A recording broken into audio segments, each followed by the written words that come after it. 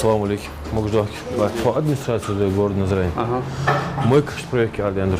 Первый моечный комплекс, или в народе «Мой сам», расположен на улице Асканова-Вальтиева. Предпринимателя комиссия застала за ремонтом электрооборудования. Проверяющие поинтересовались, настроена ли на объекте система для переработки воды. Сначала хозяин ушел от вопроса, но по итогу признался, что ее нет, и заверил, что исправит ситуацию. Подобный комплекс расходует в месяц от 300 до 500 кубов воды. Это в среднем 15 кубов в день. Человеку для комфортной жизни достаточно всего 4 куба в месяц. Получается, что здесь ежемесячно расходуют воду, рассчитанную на 100 человек. Это порядка 30 домов. Владельцу выписали предписание, комиссия направляется дальше. Следующая автомойка находится неподалеку от здания местной администрации. О технической части сотрудники предприятия заверяют, что ничего не знают. Проверяющие попросили связать их с владельцем. Хосен, у вас хатка чуз у мойки.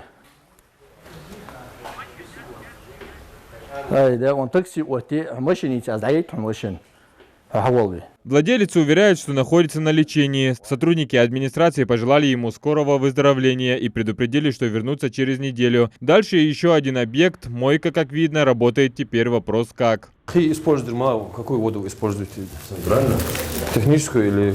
Нет, у нас идет заход воды центрального, у нас есть перерабатывающая система, которая перерабатывает. Здесь администратор заверяет, что установлены специальные очистные насосы, которые фильтруют использованную воду, и они снова ее используют. Местная администрация решила убедиться, так ли это на самом деле. Мы делаем мягкую воду и делаем осмос. Перерабатываем, заходит простая вода, делаем из нее мягкую, вот система фильтрации.